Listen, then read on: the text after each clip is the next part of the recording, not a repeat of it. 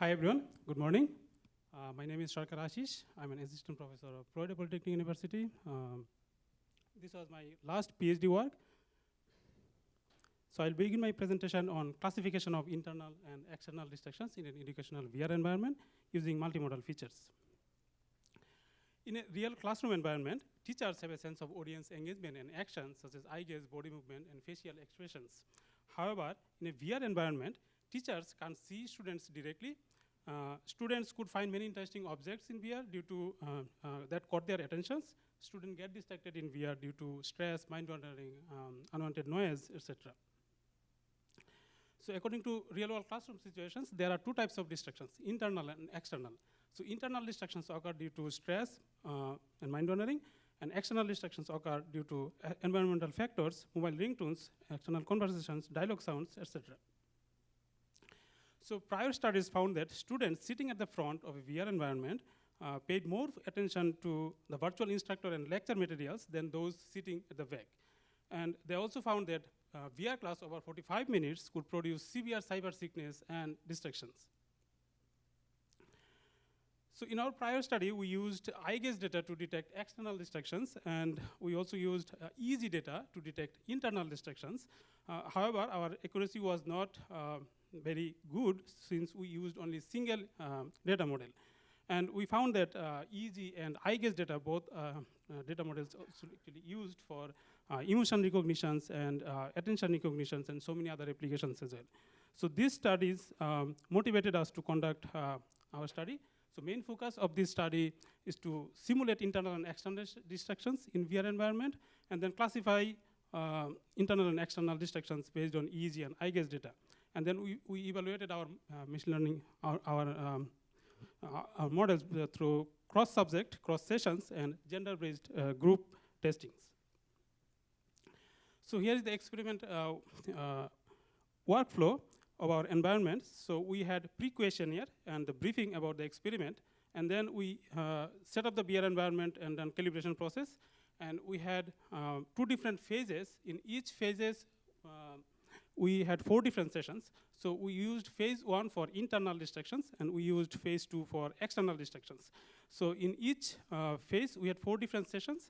So after each sessions, participants provided quiz and personal assessment.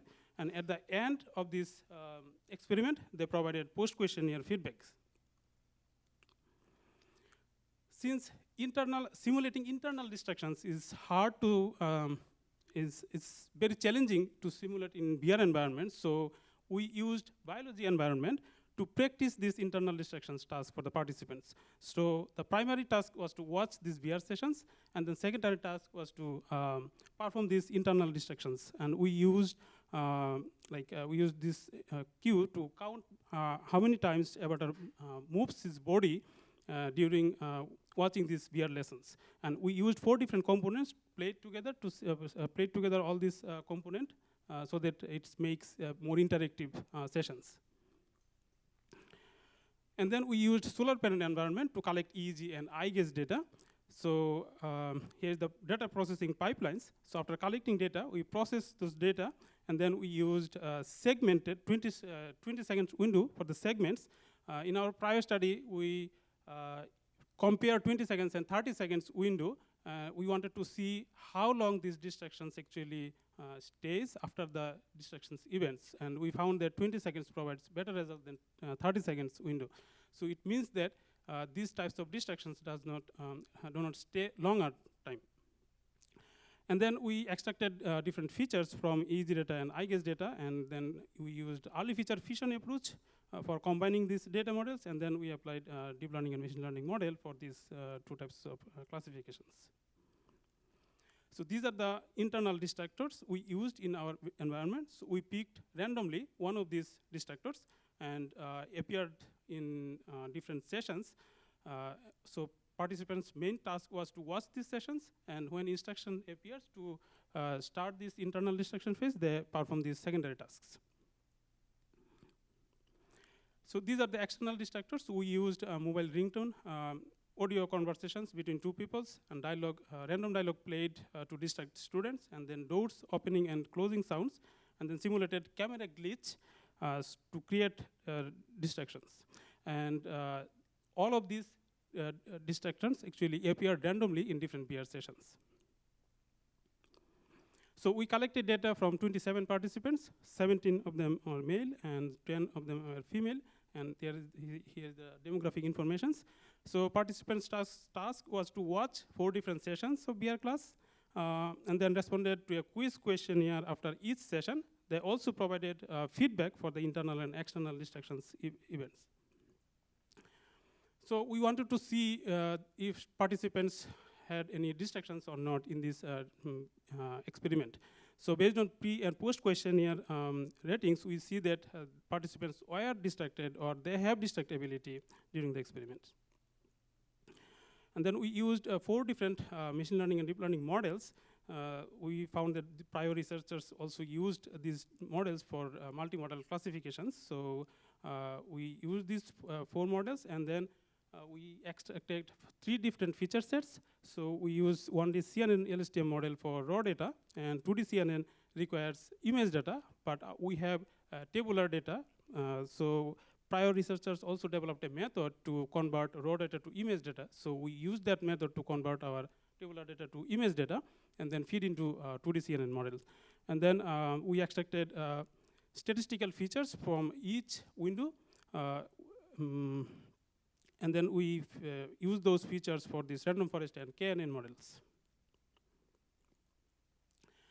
So at first we tested our models using a cross-subject test. So we had 27 subjects in total. So we used 9-fold cross-validation process. So 24 participants' data were used for training, and remaining 3 participants' data were used for testing. So among these 4 models, we found that random forest provides the best results. And precision recall F1 scores are also provided, also good for provided by the random forest models. And then we performed cross-session test.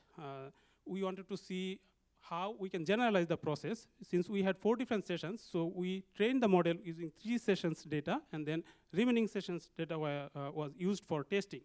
So cross-sessions test results are not better than our cross-subjected, since we have different sessions and the duration of these sessions and contents are different.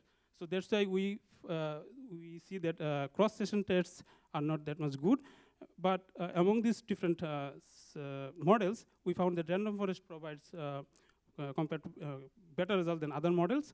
So we used random forest model to get the precision recall and F1 scores.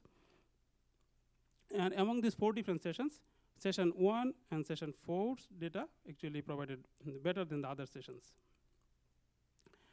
Since our accuracy was not very optimized, so we wanted to see if we group the data based on genders, so that can provide better accuracy or not. So we took equal number of participants' data, so 10 male and 10 female data, and created 2 different groups, and we found that female group slightly performed better than male group participants. And we use different data models like easy data, IGES data, or combining these models. And for all of these cases, actually, group-based data performs well than other approaches. So we had limitations in our study. So we did not investigate all possible internal and external distractions, and our results might be gender biased, since we had 10 female and 17 male participants. And I guess easy features, we could not explore all these features, such as alpha, beta, gamma, and so these features might improve the accuracy. And all internal and external distractions event might not have same impact of distractions. So summary of this study, we simulated internal and external distractions in 2 educational VR environment, and we used easy and IGES data to classify internal and external distractions. So we used early feature fusion approach to combine this multimodal data, and then we used machine learning models and 3 different feature sets. We found that gender-based grouping enhanced the classification accuracy. So in future, we'd like to test it in real time and multiple VR environments. And while system can detect the distracted students, VR will also guide students so that they can focus better. So that's conclude my presentation. So I'm happy to take some questions. All right, let's thank the speaker. And do we have any questions? yes. Here, I'll bring the microphone to you. I don't know where the SV is. So hi Sarker, this nice presentation. So this is Janendra from IIIT Delhi. So couple of questions. First, you talked about that I think the entire hypothesis to begin with for this work was there is a lot of individual variability among individuals and hence single modality will not work and hence you wanted to go to the multiple modalities, right? But it turns out, for example, you are using EEG and eye tracking where there is a lot of literature that establishes very well that there is a lot of individual variability in how the EEG and the eye tracking signals are manifested and expressed across different individuals. So could you see any association or comment on that in your insights from your work? That is one thing. Other thing also, so you concluded and said that gender-based grouping enables something. So now the question here is, of course, I mean, how do you decide that this gender you self-declared or you ask that you assume that the males are going to have this kind of patterns and females are going to have this kind of patterns, which was established by some literature, and then accordingly you formulated some hypothesis. So these two, thanks. Thanks for your questions. So yes, we had different variability because some students feel that some external distractions actually could not affect anything, but some participants said that internal distractions are harder than the external distractions because they have to perform two different tasks at the same time. But for external distractions, the durations also different. For example, we used 10 seconds for removal ringtone, 10 seconds for camera glitch, but for dialogue sound was not was for I think 5 or 4 seconds. So due to different variability, participants also feel distracted. Like there are some variabilities also there, and based on gender, so we saw that some eye gaze angle and head rotations are different than for male participants. So in that case, probably it's not generalizable because due to different people and then their behaviors. So it's really difficult. That's why we had very low sample data. Like we had only 20 participants for this gender-based testing, but we need to test it for with more participants to generalize the results. All right, let's see, do we have any other questions for the speaker? I've got one quick one. Could you describe a little bit about how, assuming that these models carry forward, how you might use them to actually improve the educational value of the applications? Like, once your models detect that there's either internal or external distraction, what might you do to intervene?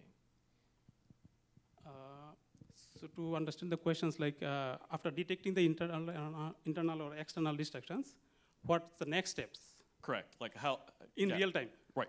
So yeah, so we are trying to evaluate it in real time with multiple VR environments. So if system, like VR system can detect internal or external distractions, so system will also guide them or give some haptic feedback so that they can focus back, they don't lose information while teacher is teaching something.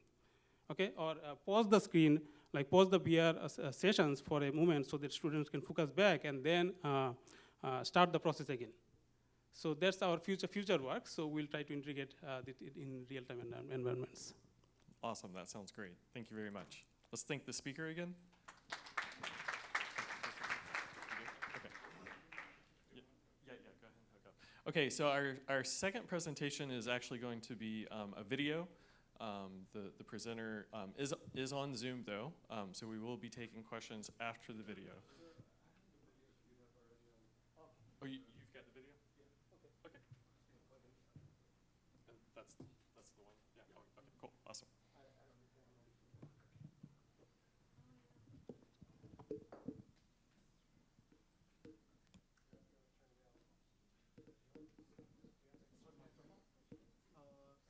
This is for presenter. You don't want that one? Next one? Okay.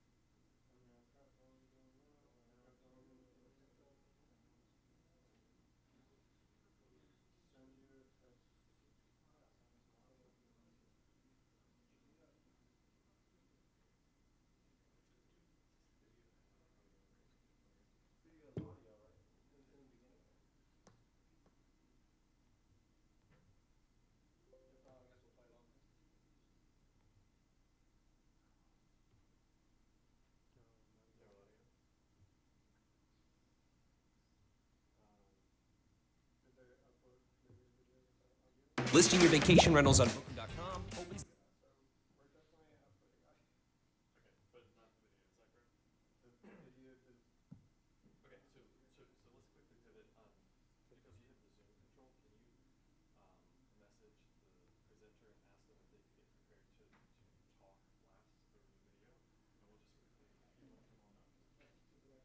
Okay, so we have a slight technical issue. We have a video without audio, so to avoid that issue and to give the author a chance to actually talk over the video, we're going to take a slight pivot here, move that presentation to the end, and our third presenter has now come up and will present now.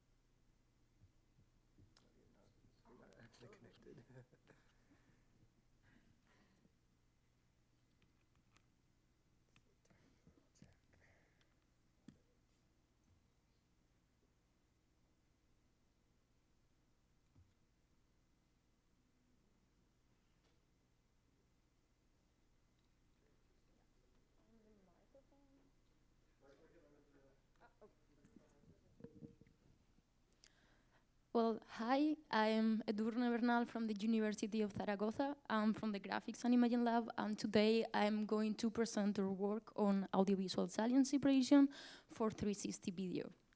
So, as all of you know, virtual reality offers the user total freedom to explore the 360 content around them, and this poses a challenge with respect to traditional media because now the users are in control of the camera.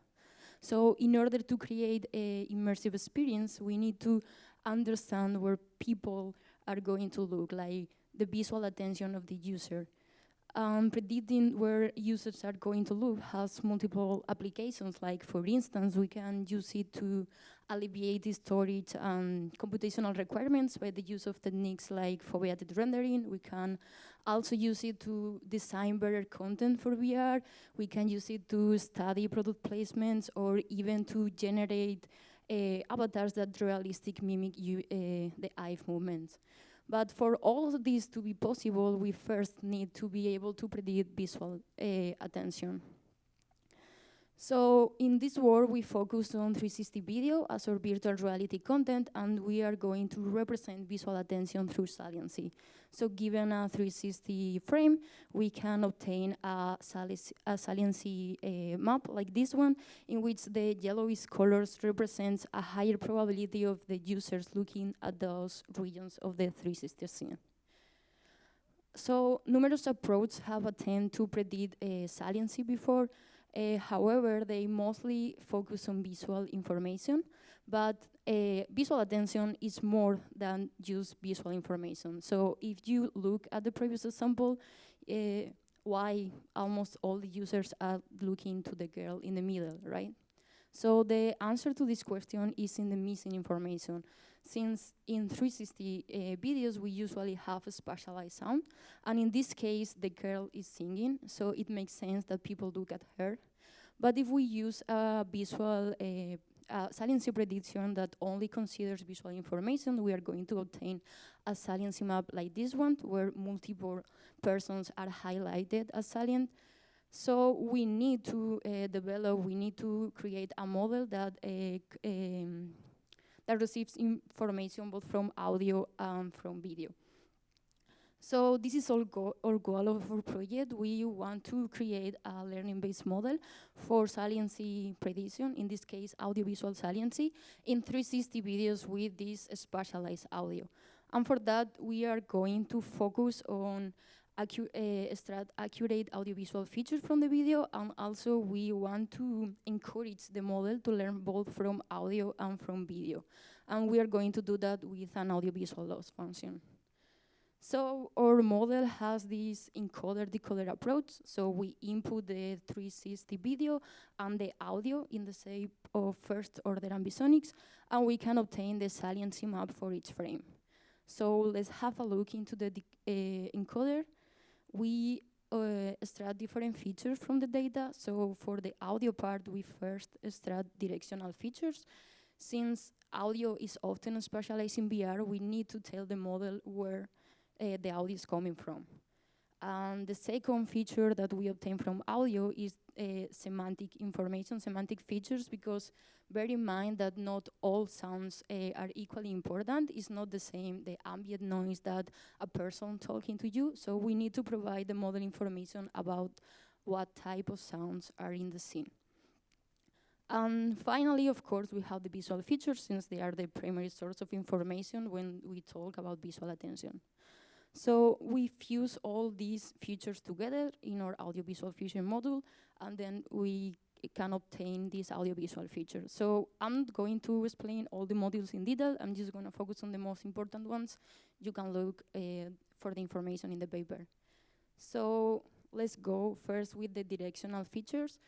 We resort to a common approach of using audio energy maps that represents the incoming direction of the sound waves, and we can compute them from the first order ambisonics. So if we have, for example, this frame with two different sounds, if we follow previous approach, we can compute an audio energy map like this one. But the problem here is that we cannot tell there are two sound sources, right? So what we propose is another approach to extract the audio energy maps, in which we first upsample the first order ambisonics into fourth order ambisonics, and then we use the MBDR method. So this way we can differentiate now that there are two sounds in the scene. Okay, so next we are going to obtain the semantic features, and for that we resort to ImageBind, which propose an embedding space that binds multiple sensory data, like audio and video. So the key idea is that either if we introduce an image or an audio, we are going to obtain an embedding that is close in the latent space to images and sounds that represents the same concept. So we use these embeddings as our semantic features. Okay, finally, for the visual features, we introduce a spherical convolutional LSTM module that is going to extract features that consider both the spatial and temporal relationships between the frames. Okay, so now that we have our audiovisual features, the next step is to decode them. And for that, we use another spherical COM-LSTM that is going to establish relationship, both considering spatial and temporal information, again, between the audiovisual features. So now that we have our model, the next step is training to consider also audio and visual features as well. So for that, we present an audiovisual loss function. So our function is based on the traditionally spherical KLD that compares the ground truth with the predicted saliency, but now what we add is an additional term that is going to compare the predicted saliency with the audio energy map. And we did this because we saw that there is a high correlation between the saliency at the incoming sound direction. So we just weight those terms, and with that we can balance the contribution to the final loss. Okay, so now that we have our model trained, I'm going to show you some results. So the first one has two interesting moments. So the first one is when this woman starts speaking loudly, and the second one is when this man stands up. So now I'm going to show you the predicted saliency of our model in comparison with the ground truth. So first I'm going to stop here. You can see that the model focused on the girl in the right, but then the saliency is going to move toward the man that starts standing up, resembling the ground truth here.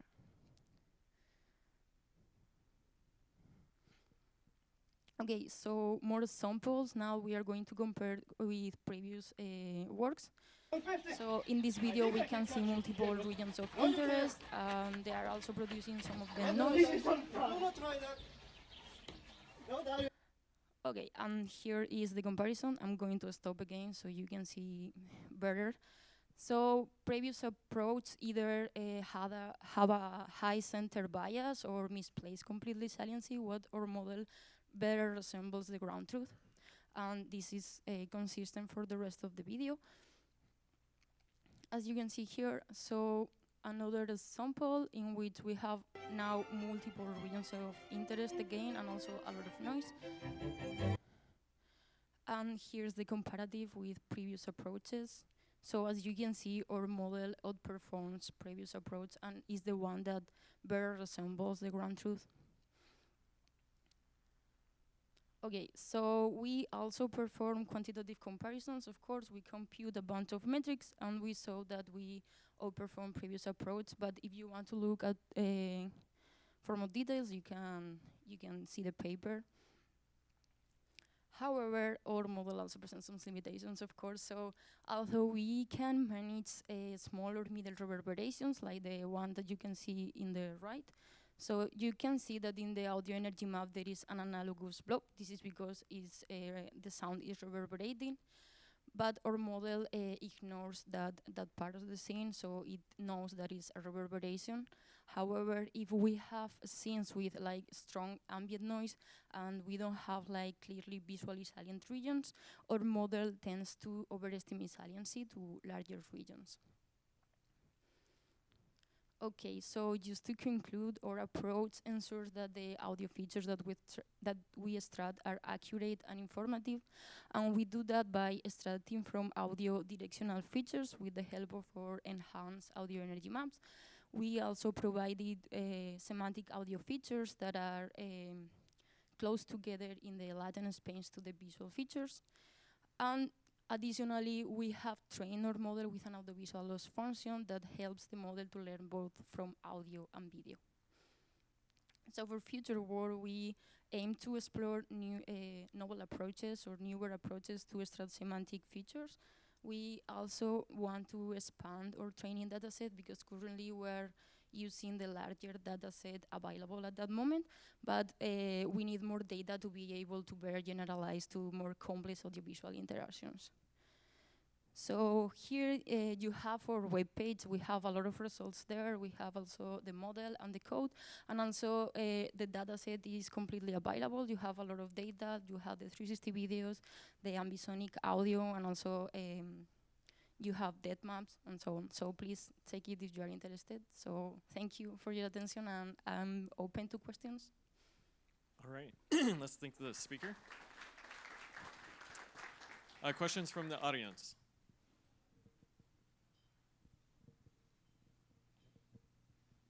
Any questions? Yes. What was the duration of your training data? The duration of the videos? Yeah. So the dataset has the videos with a duration of 30 seconds, but the model processes 20 frames, which is like 2.5 seconds. The thing is that you can process the video in Windows and obtain the saliency for a really large video. But you are only gonna have the memory for the last 2.5 seconds due to the LSTMs. Great question. Any other questions? Yes.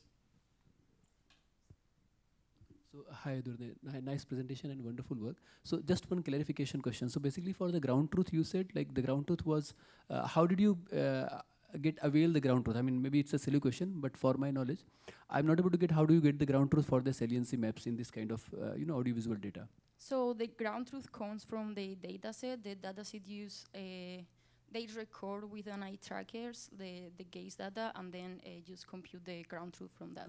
But what about the audio saliency? I mean, the ground truth for the audio saliency, where does it come from?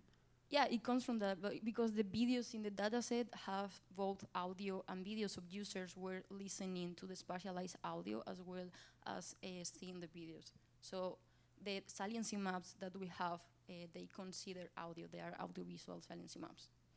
Okay, so maybe I have some doubts, but I will get back to you. Thanks. Okay, yeah. Okay, great. Let's thank our speaker again while we invite up our third speaker.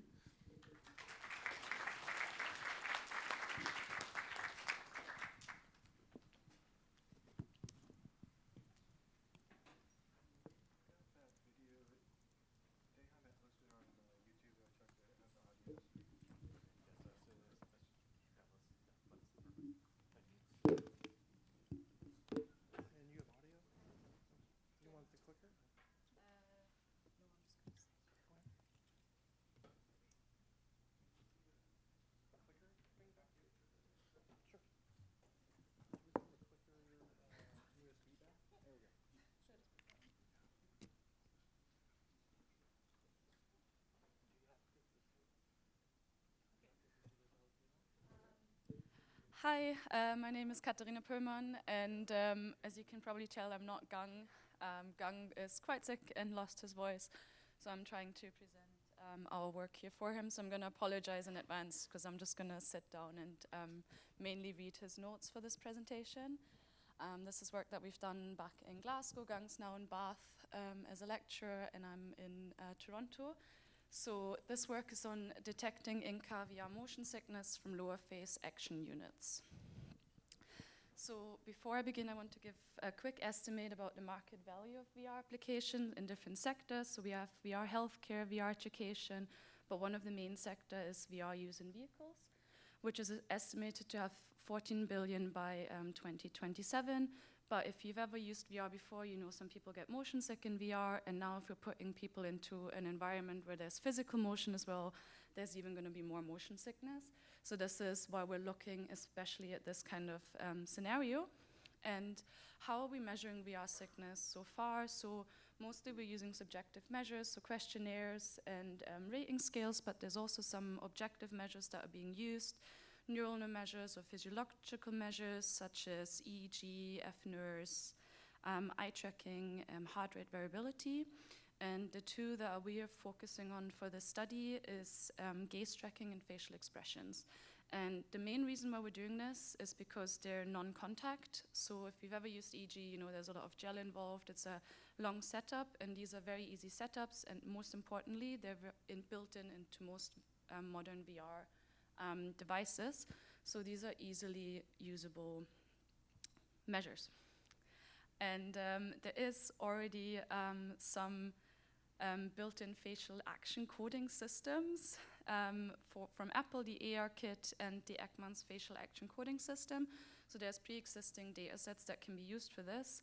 But one of the main problems for these existing facial expression models is that they use the full face. With the VR headset, we only have the lower face available, so we have to figure out a new way to build a model to do this, especially if we want to make this open source, because lower face units aren't available for these data sets yet. Therefore, the focus of this work was to develop a lower face image-based model to detect motion sickness in virtual environments, and particularly when in motion. So there's 3 steps to build the lower face model for motion sickness detection.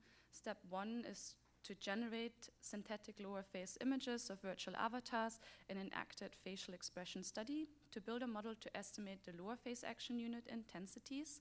And the inputs are synthetic lower face images, and the outputs are lower face action unit intensities.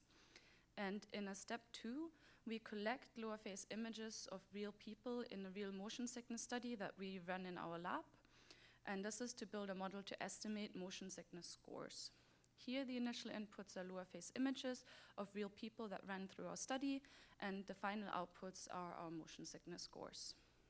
And in our third step, we then test the generalizability of this model in a real car study, where we used a different VR headset, different VR content, and a different group of participants to really test whether our model is generalizable to other environments.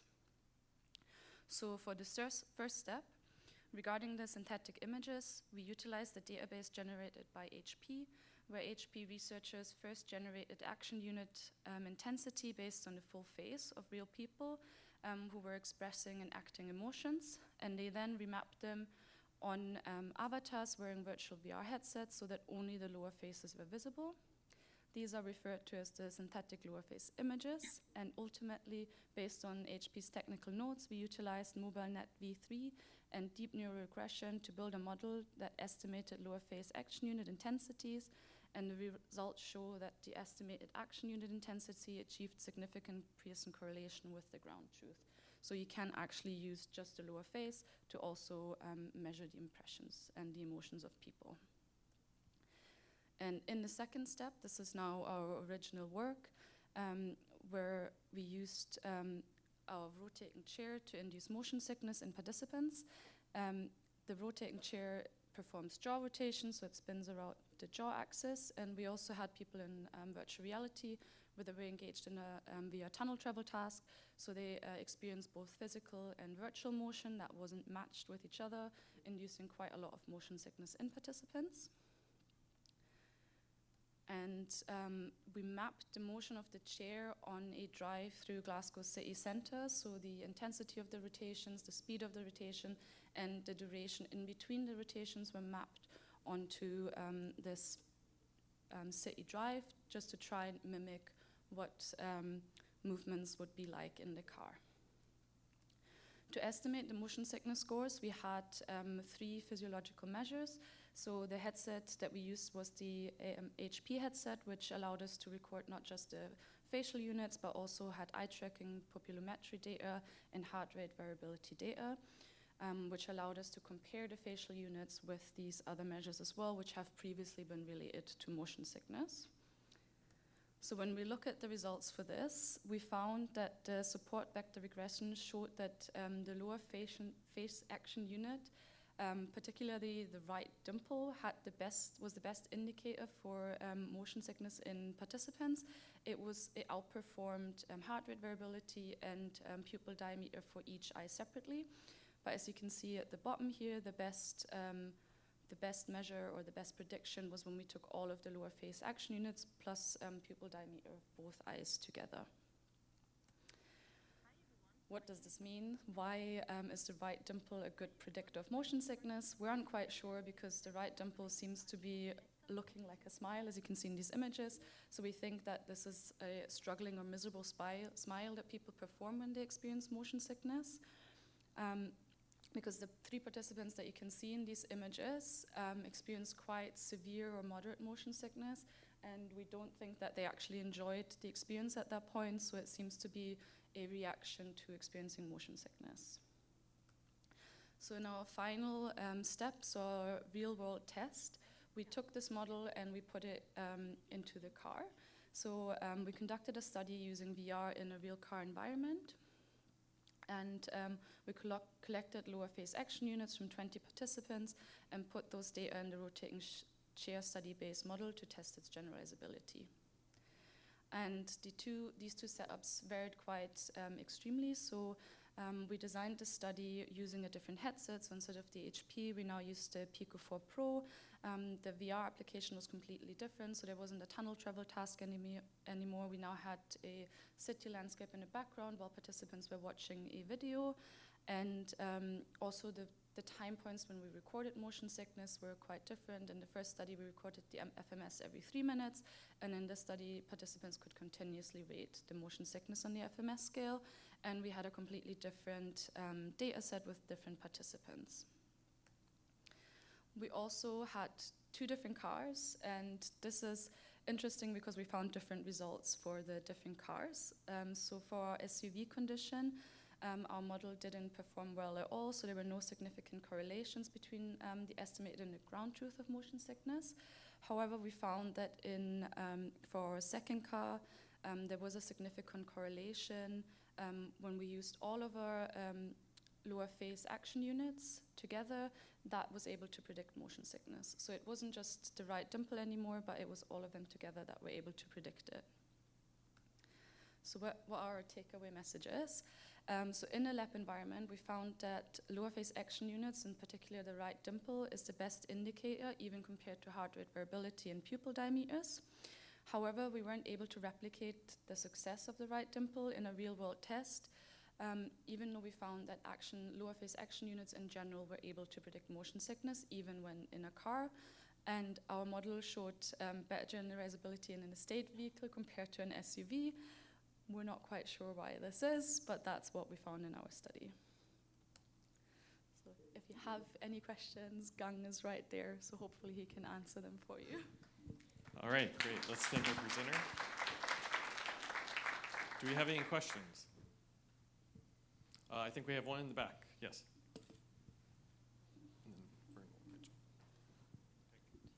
Hi.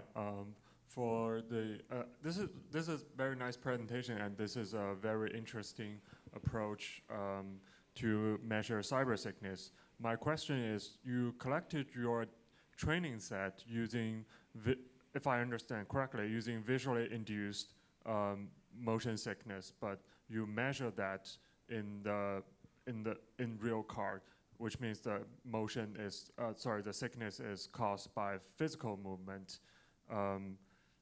Can you maybe explain this discrepancy?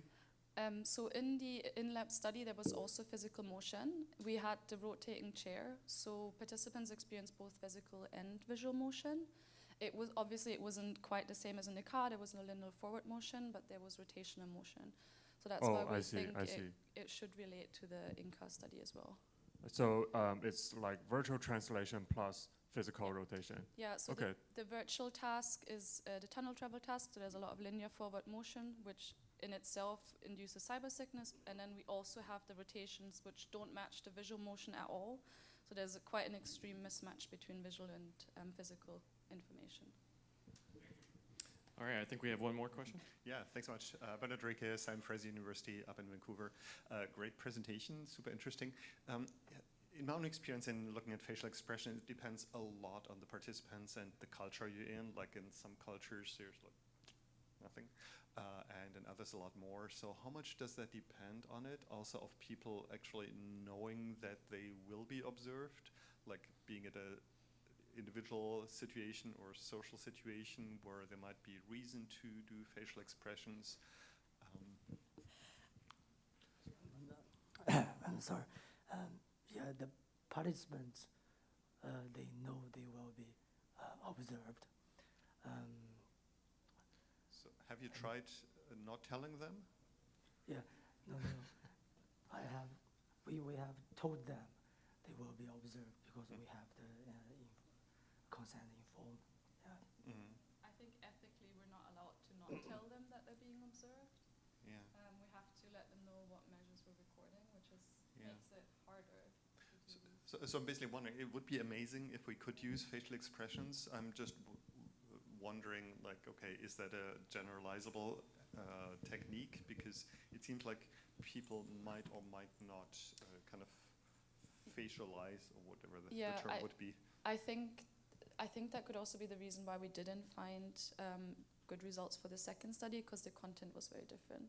So they were watching videos, so maybe their facial expressions were related to what they were actually perceiving in VR in the video rather than them experience motion sickness.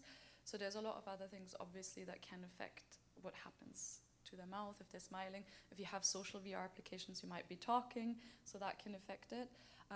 So it might not be usable for all types of applications, but we think that because there's facial cameras in all of the headsets now, and some of them even have cameras on the inside, so maybe it could be another measure to help in combination with pupil dilation, heart rate variability. Great work. Okay. Unfortunately, we don't have time for any other questions, but if you have questions for the authors, do please come talk to them after the session. All right, so our last presentation is actually via video, and the author is on Zoom. So let's go ahead and start the video, and then we'll move to Zoom for the questions.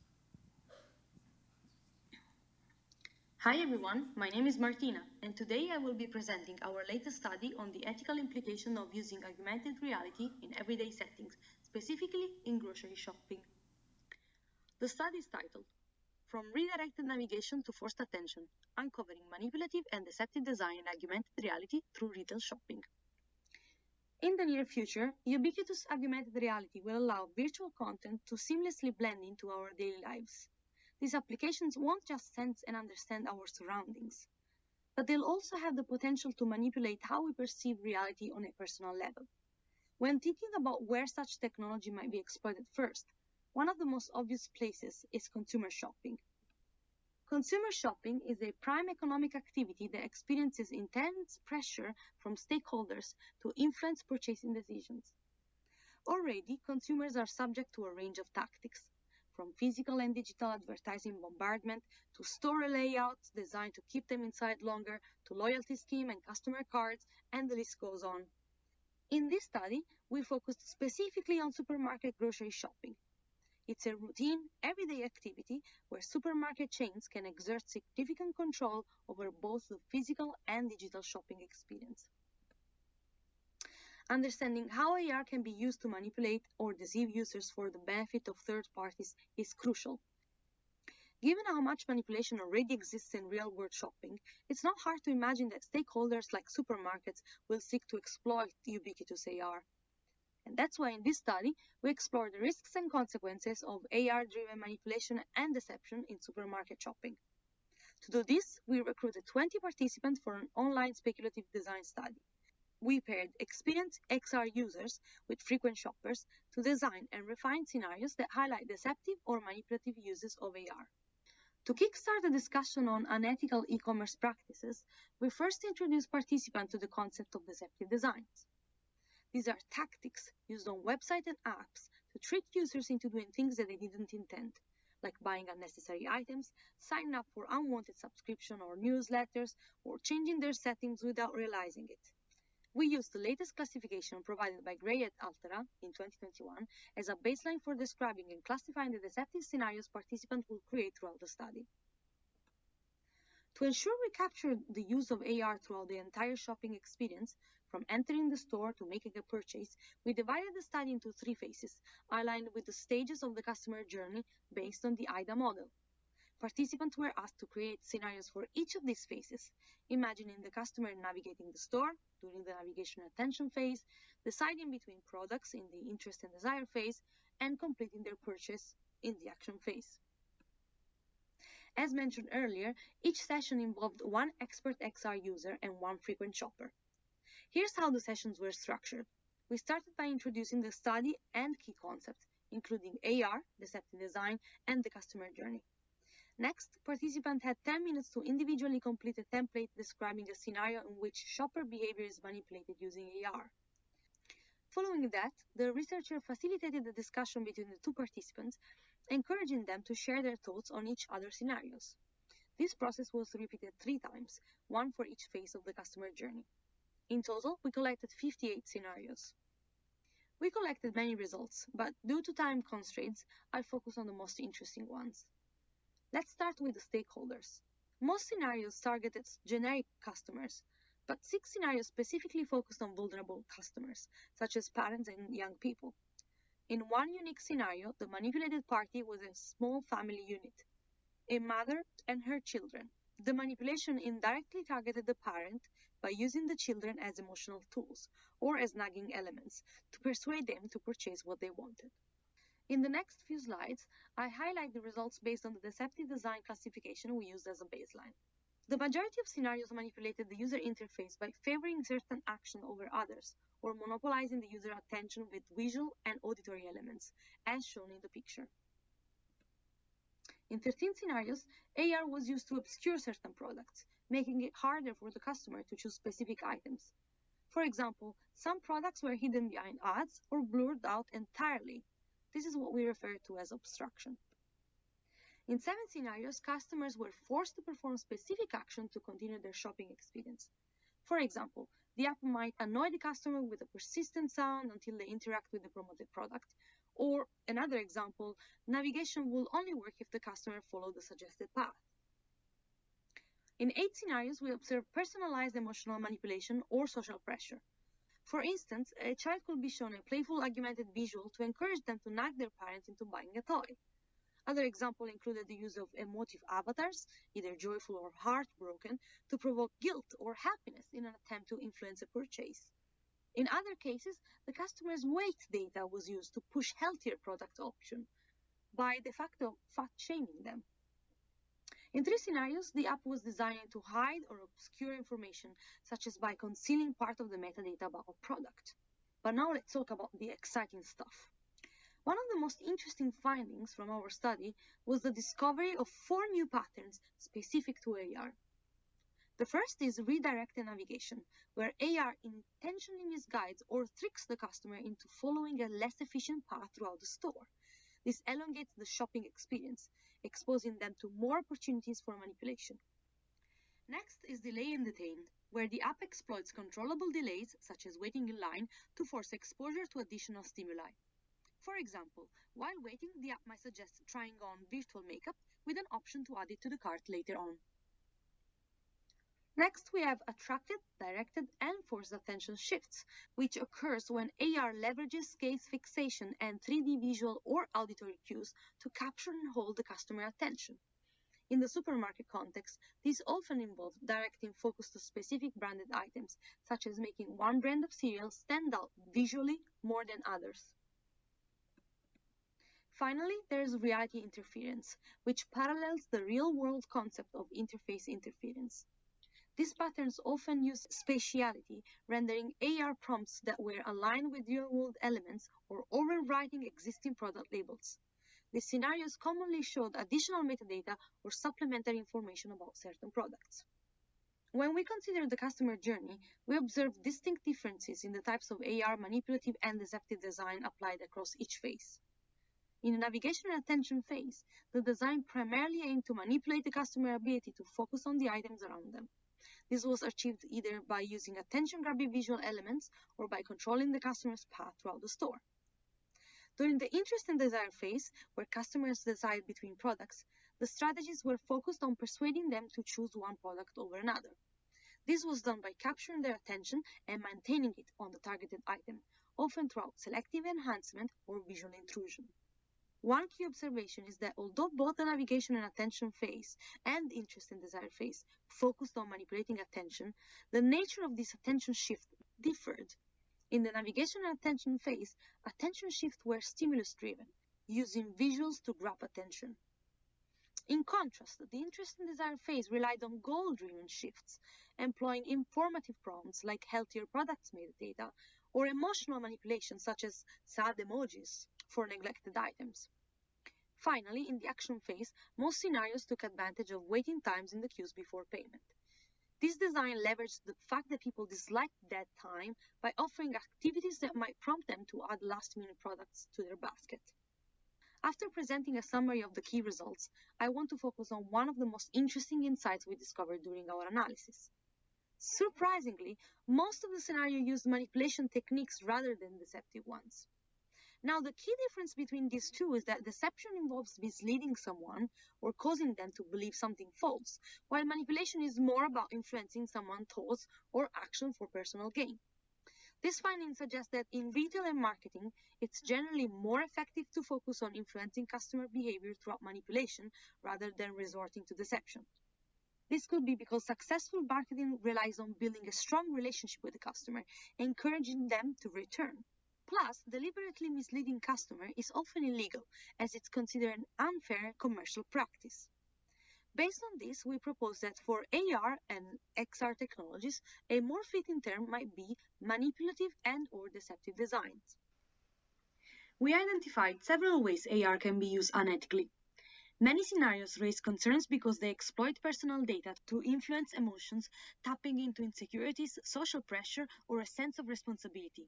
This kind of emotional manipulation could even become harmful. Additionally, AR glasses used as payment devices might desensitize customers to spending and obscure the total cost of their purchases. Given the broad range of manipulative designs, further research is needed to define what's not only legal, but also ethical. Moreover, it's also important to assess whether current legislation, like the EU AI Act, already covers these manipulations or if new policies are required. In conclusion, our study revealed distinct patterns of manipulation across different phases of the customer journey.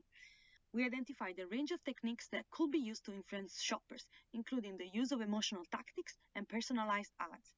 Additionally, we found that AR's visual component was particularly effective in exposing customers to stimuli like advertisement, navigational cues, and product metadata. Interestingly, most scenarios lean more toward manipulation than outright deception, suggesting that manipulation may be a more common tactic in retail environments.